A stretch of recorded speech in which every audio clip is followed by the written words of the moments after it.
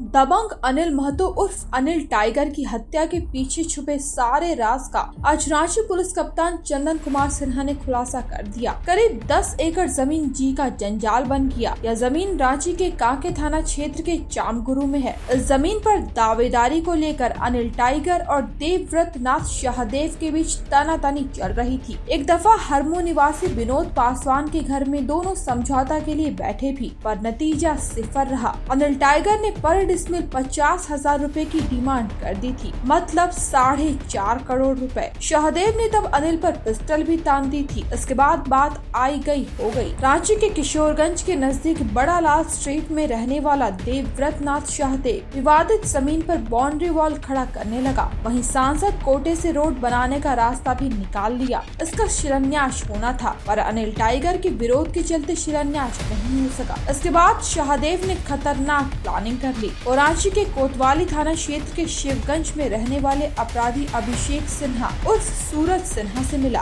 कोलकाता में सौदा तय हुआ। सूरज ने पेशेवर शूटर अमर सिंह और रोहित वर्मा को अनिल की हत्या की सुपारी दे दी। फिर कैसे अनिल टाइगर की हत्या की गई, सुने इस बारे में क्या बोले रांची के पुलिस कप्तान चंदन कुमार सिन्हा। 26 मार्च को अनिल टाइगर की हत्या हुई थी और उस हत्या के बाद जो है एक SIT का गठन किया गया था और इस SIT ने काफ़ी मेहनत से काम किया और जो बातें खुलकर सामने आई वो आई मुख्यतः जो है जमीन विवाद को लेकर के हत्या। सर्वप्रथम एक अपराधी घटना के तुरंत बाद पुलिस से मुठभेड़ हुई थी और वो उसमें गिरफ्तार हुआ था, रोहित वर्मा नाम का अपराधी, जिसे उसको मुठभेड़ वाले कांड में गिरफ्तार कर अग्रसारित किया गया था। उसके बाद जो है उसका एक सहयोगी है अमन सिंह, वह भी गिरफ्तार हुआ और इस घटना में जिसने भी सहायता की उसमें कुल मिलाकर 4 आदमी गिरफ्तार हुए हैं और एक आदमी इस केस में रिमांड लिया गया है। रोहित वर्मा को रिमांड लिया जाएगा। कुल 5 गिरफ्तारी हुई है। वजह यह थी कि चामगुरु मौजा है कांके थाना क्षेत्र में, वहाँ पर एक जमीन था जो लगभग 10 एकड़ का था। वहाँ पर एक बिल्डर देवव्रत नाथ शाहदेव वो उस जमीन को बराबर कब्जे में लेने का प्रयास कर रहा था। उसका दावा था कि ये ज़मीन उसकी है, वह किसी पालकोट स्टेट से जुड़ा हुआ है। लेकिन अनिल जो मृतक हैं, इन्होंने स्थानीय खतंगा गांव के निवासियों से विरोध किया कि नहीं साहब, ये जो है जोतकार खेवतदार की जमीन है, और इसको लेकर दोनों पक्ष के बीच लगातार विरोध चल रहा था। इस बात को सेटल करने का कई बार प्रयास किया गया, लेकिन वो सेटल नहीं हुआ।